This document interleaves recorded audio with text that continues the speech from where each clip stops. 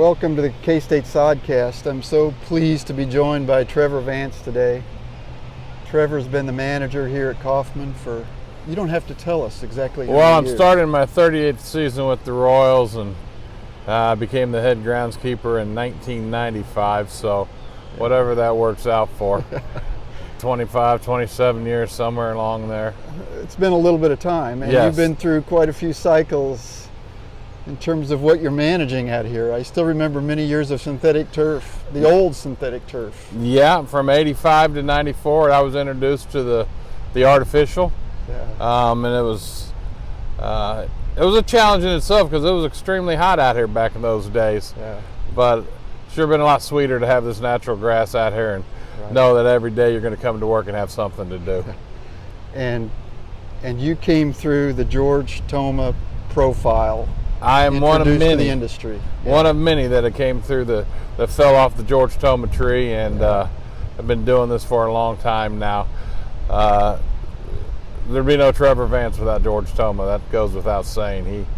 He taught me not only how to do it, but the values and the work ethic and everything it takes to be a successful groundskeeper. Right, and you've been outstanding. I mean, I spent a lot of time in the stadium watching games, and always outstanding appearance, just beautiful. So really, really nice. And we're on Monday, April 4th. What, 3 days away from the first game of the season? Yeah, Thursday we're going to open this up. Wednesday we're going to have both teams come out here and work out and hopefully get a little feedback and make sure we've met all their needs. And first pitch at 3:10 Thursday. Cool. Okay, a few questions I'm going to throw at you. All right. You come back with whatever you want.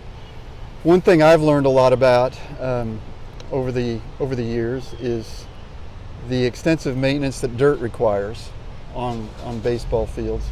So compare dirt versus turf in terms of the requirements out here. Well, you got to remember, 70% of the game's played in dirt. You know, you got three guys standing in the grass. That's it. So the dirt is where you make your reputation.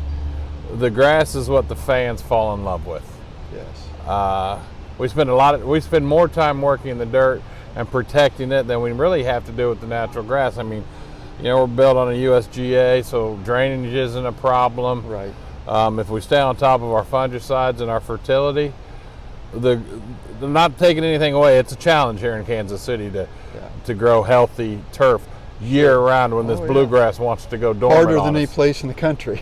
True, but like I said, you make your reputation in that dirt, and we take a lot of pride in keeping that dirt. So those players want that dirt to be the same Thursday as in August or September. So the consistency, the moisture, we got to be on our A game every day.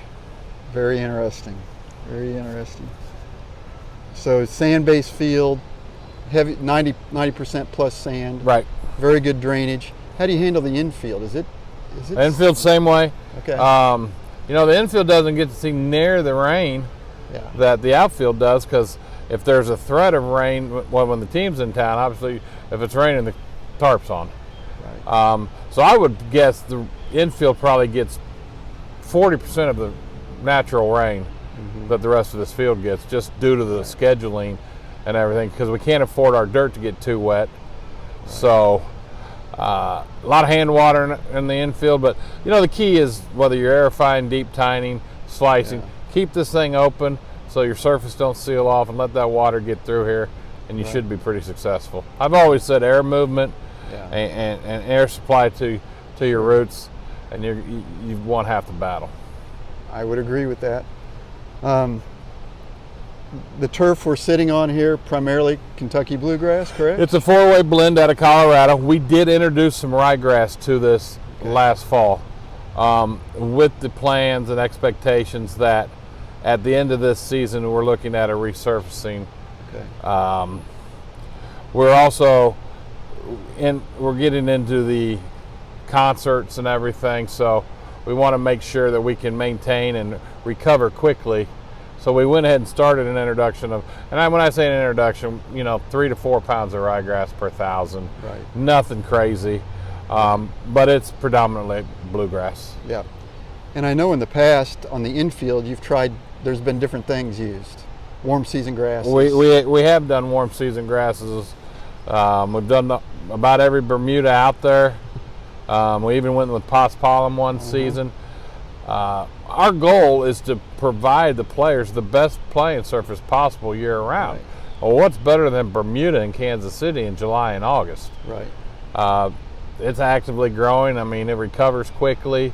Yeah. Your playing height is down there where they like to see it. Right now we're at 7/8 with the bluegrass, but we're going to have to take that up as the heat comes. But we can get away with it in March, April, maybe the 1st of May. Right. And we'd love to be a full Bermuda field, but due to our upper deck and the shade lines, it just can't make it through our winters yet. Right. So, which leads me to another question in terms of the mowing heights you mentioned. Does the team, the manager, anything impact the way you maintain the turf in terms of height, how fast you want the ball to roll, that sort of thing? Oh, absolutely. So you have conversations? Oh, I have conversations with the manager and our front office.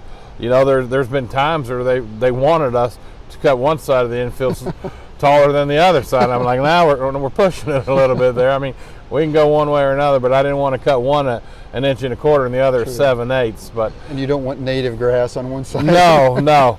But yeah, I mean, if you look at our roster now, we've got a lot of young, healthy, active guys that can get after it and play. So we're going to go a little shorter and see how that works out. Yeah, cool. High level of maintenance out here, as you said. Irrigation, frequent mowing, nitrogen levels high, I suspect. They're not too high because, you know, obviously the more nitrogen you put out here, you start chasing your tail. The more fertilizer, more fungicide. You know, and then when you start adding a tarp, 170 by 170 tarp on top of that, you know, we try to granular maybe once a month, depending on what our needs are, and then we'll spoon feed it with some liquid applications. Yeah. We've made one application of granular this spring. Okay.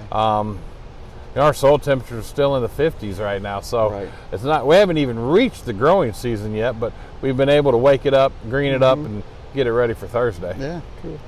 And you mentioned seeding ryegrass last fall. There's only 3 people out here in a large part of the field you deal with. Infield gets a little beat up more, I'm sure, to some degree. Some degree. If you ever get out there prior to a game a little early, you'll see all your pitchers warming up in the outfield.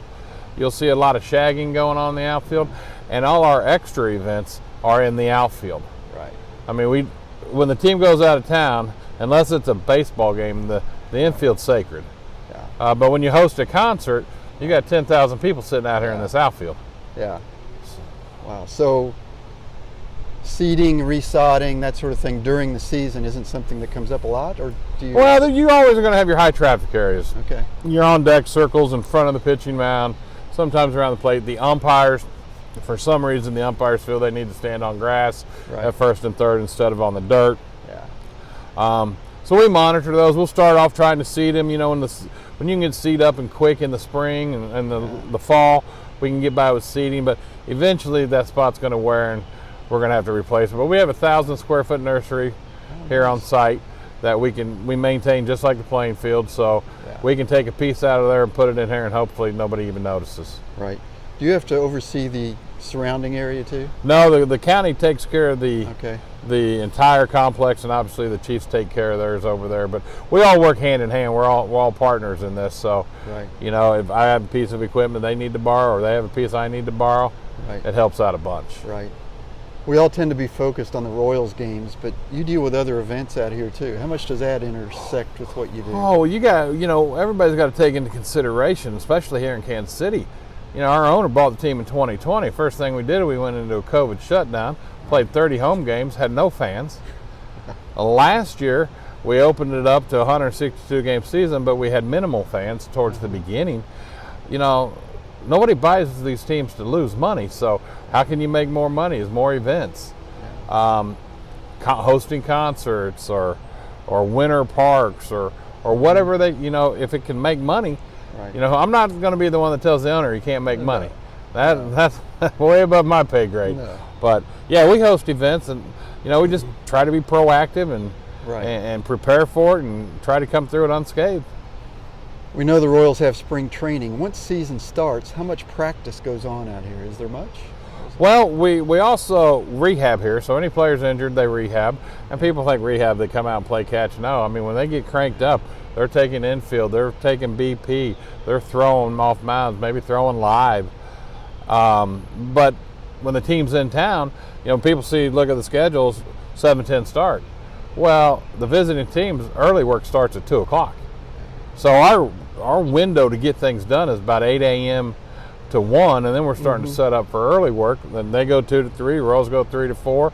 There's a half-hour break there that we set up for regular BP, and from 4:30 to 5:30, 5:30 to 6:30, and then we got 30 minutes to get the game ready for the field. So if we don't get it done before 2 o'clock some days, we're not getting it done. Yeah, interesting.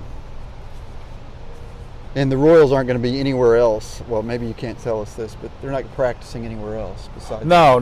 This is it. I mean, they might send some guys down to Surprise, Arizona if necessary, but this is where they do all their rehabs. Yeah. Unique patterns in the field, mowing, other things we see. Is that difficult to do? Well, I'm blessed. I've got a couple guys that I think could cut straight lines in their sleep. Yeah. Again, the patterns are for the fans. The players would just assume there'd be no pattern out here because you start striping, the ball starts to snake a little bit. That's why we always try to cross cut, have 2 different directions of cut. But a long homestand and you're constantly cutting the same pattern. So if we want a KC in the outfield visible in the turf, we can do it. Well, we put a crown in the outfield. How hard is that to do? The crown's a challenge. We've gotten a lot better at it. We haven't put it out there since I think 17. That's our big jewel event. Yeah. We'll throw the crown out there, All-Star Game, playoffs, World Series. Again, it's for the fans. We want everybody to walk in here. Yeah. Our goal as groundskeepers is for a wife to nudge their husband and say, "Why doesn't our yard look like that?" And then forget about the groundskeeper and the field don't come into play. Right, makes sense. Your labor level is okay right now? I know we're all suffering to some degree, but we're okay right now. We have a day crew working right now, and then once games start, we have an evening crew, and it's been we hired quite a few new ones this year. Everybody likes to work for a winner. Yeah. So hopefully we flip the switch this year, and everybody's winning, and we won't have any problem finding help. Yeah, I agree. Thoughts on this as a career? You've been doing it for a long time. Well, I've been blessed. I've been doing it a real long time. I couldn't think of anything more I'd want to do. I mean, I get to show up in shorts, t-shirt, tennis shoes to work every day. Yeah. Now, I might have to work 7 days, or I might have to work, long hours, but it's worth it to me. I mean, but as a career, it's a great career. Right. But you got to be in it for the right reasons. You're never going to get rich doing this, but it's awful rewarding to see your work at the end of the day. It's emotionally rich, I'm sure, and yes. And you dealing with baseball evening games, and you do deal. I mean, I've been out here at the 7 o'clock games, and most of them are close to 10 before they're done, and then you have things to do after. We're here another hour afterwards, so yes. Yeah, so it does. Long days. It does. Long days, require long days. Long homestands. And you've had a good number of interns come through that have gone on and pursued this as a career. And I have. Yes. We started an intern program, and it worked out really well. We appreciate the interns you've overseen from K-State that have come through and gone on and other things. We're happy to work with them. They've been good kids. Yeah, and you have some interest this year, from what I understand. Yep. So. We have one coming out this year. Good. Okay, last 2. Most difficult thing you deal with in this position? Weather in Kansas City and time away from your family. 2 most difficult things you deal with. Yeah. Most rewarding? World Series rings. That's what you play 85, for. 85, 15. That's what you play for. Yeah, no doubt. Absolutely. Anything else you want to throw in? No, I want everybody to come out and enjoy the K this year. Come out and have some fun. I'm going to be here. It's a good place to be. Yeah. Trevor, appreciate your time. Thanks a lot, Jack. I appreciate it. Thanks for joining us. Take care. All right.